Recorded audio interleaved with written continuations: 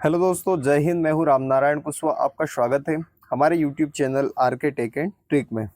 दोस्तों, आज हम बात करने वाले हैं 8वें वेतन आयोग के आने से कम कितनी सैलरी बनेगी, और ये भी बताना मुश्किल क्यों है और क्या कारण है इसके पीछे का कि हम इसमें मिनिमम सैलरी भी नहीं बता पा रहे हैं कि कितनी होगी और मैक्सिमम भी नहीं बता पा रहे हैं कि कितनी बढ़ सकती है।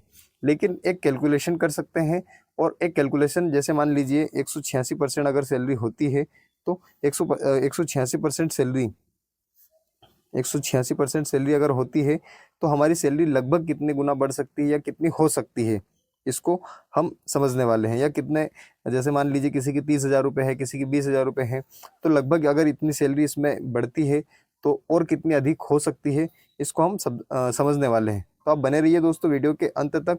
और इसमें अगर आपको किसी प्रकार का कोई भी डाउट है तो आप हमें कमेंट कर सकते हैं, या पर्सनली भी किसी प्रकार की कोई इन्फॉर्मेशन लगे तो आप हमें इंस्टाग्राम पे मैसेज कर सकते हैं। इंस्टाग्राम की लिंक आपको इस वीडियो के डिस्क्रिप्शन में मिल जाएगी। तो करते हैं आज का वीडियो स्टार्ट और समझते हैं कि 8वें वेतन आयोग के आने से लगभग कितनी सैलरी हमारी बढ़ सकती है या बढ़ने की संभावना है, या कम से कम कितनी सैलरी हो सकती है।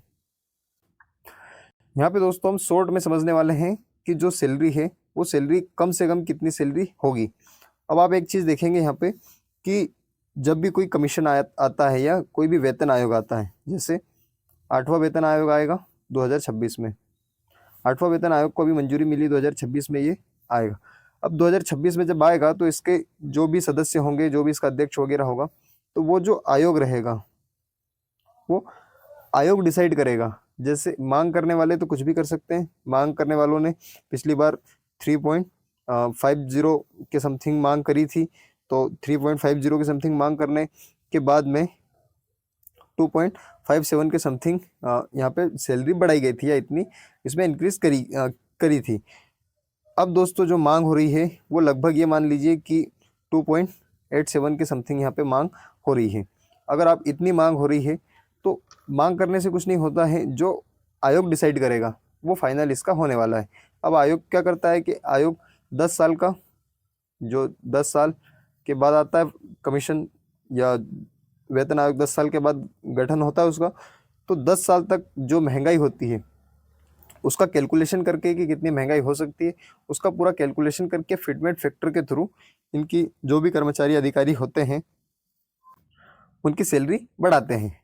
अब दोस्तों अभी इसके ऊपर हम कुछ भी नहीं बता सकते कि सैलरी आपकी 2.87 हो सकती है, 87 गुना हो सकती है, या फिर 3.50 हो सकती है, या फिर 1 पॉइंट या 186% सैलरी हो सकती है। इसमें हम किसी प्रकार का कोई भी अपने तरफ से एक ओपिनियन नहीं रख सकते हैं कि इतनी हमारी हो सकती, क्योंकि जब वेतन आयोग आएगा तो वेतन आयोग आएगा और वेतन आयोग ही डिसाइड करेगा। जैसे अगर मान लीजिए वेतन आयोग आता है और वेतन आयोग कह देता है कि 186% सैलरी हो जाएगी। अब 186% अगर वेतन आयोग बता देता है तो हम अपना कैलकुलेशन वेतन आयोग के 186% के अकॉर्डिंग कर लेते हैं। लेकिन वेतन आयोग ने अभी कुछ भी बताया नहीं है। वेतन आयोग अभी गठन होगा, वेतन आयोग के गठन होने के बाद ये सारी जो टॉपिक है इनके ऊपर चर्चा होगी और उसके बाद इनके ऊपर डिसीजन लिए जाएंगे। लेकिन आज हम एक जो मिनिमम मान रहे हैं वो है 186% सैलरी अगर होती है तो कितनी होने की संभावनाएं हैं। अब दोस्तों आप देखेंगे कि इस समय जैसे मान लीजिए कोई एक कर्मचारी है जिनकी सैलरी या जिनका जिनका बेसिक पे लगभग 20,000 रुपये है, 20,000 रुपये जिनका बेसिक पे है, इनकी सैलरी कितनी बढ़ सकती है। तो जिनका बेसिक पे 20,000 रुपये है, इनको इस समय मध्य प्रदेश में 50% डीए चल रहा है या महंगाई भत्ता चल रहा है।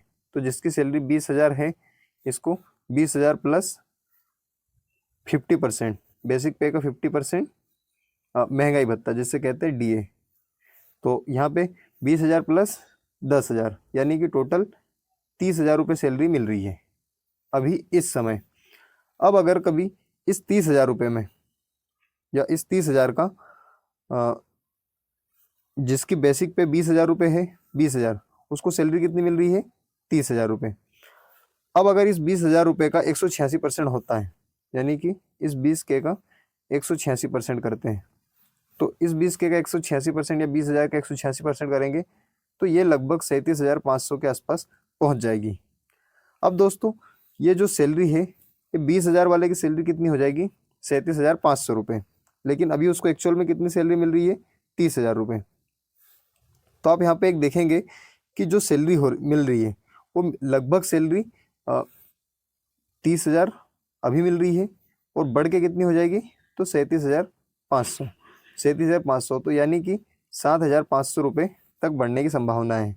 तो जो सैलरी होगी दोस्तों, वो अगर हम 186% मानते हैं, तो 186% के अकॉर्डिंग अगर हम देखेंगे तो बड़ी मुश्किल से इनकी सैलरी 7,500 के आसपास सैलरी बढ़ेगी। जिसकी सैलरी 20,000 या जिसको अभी प्रेजेंट में 30,000 रुपये सैलरी मिल रही है, जिनकी सैलरी प्रेजेंट में 30,000 रुपये आ रही है, उसकी लगभग सैलरी 5 से 7,000 रुपये या 7 से 10,000 रुपये के बीच में बढ़ने की संभावना है। तो इसको हम इतना मान सकते हैं कि 5 से 10,000 के बीच में कितनी भी आपकी सैलरी हो सकती है, इतनी सैलरी आपकी बढ़ेगी ही बढ़ेगी। अब इसको और हम आसान शब्दों में समझेंगे, जैसे 20,000 रुपये है, तो ये 20,000 रुपये 100% सैलरी है। इसके ऊपर 10% या 10,000 रुपये इसका क्या मिलता है? डीए मिलता है। तो ये कितना हो गया इसका? 50%। यानी कि आप इसको पूरा कैलकुलेट करेंगे तो आप सैलरी कितनी उठा रहे हैं? 150%। 150%। अब अगर आपकी 186% होती है, 186 होती है, तो मात्र आपकी 36% ही सैलरी बढ़ रही है।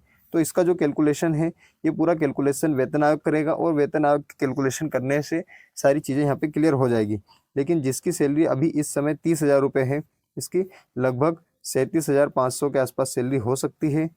और जिसका इस टाइप से दोस्तों इसका एक पूरा अगर कैलकुलेशन का या पूरा निचोड़ निकाला जाए तो वही है कि 5,000 से 10,000, यानी कि जिसकी सैलरी 30,000 रुपये है, उसको 5 से 10,000 रुपये सैलरी बढ़ सकती है। इतनी बढ़ने की इसकी संभावना है। तो अभी इसके ऊपर हम कुछ भी डिसीजन नहीं बता सकते कि कितनी कम से कम कितनी बढ़ेगी या अधिक से अधिक कितनी सैलरी बढ़ेगी, क्योंकि ये डिसाइड करेगा वेतन आयोग।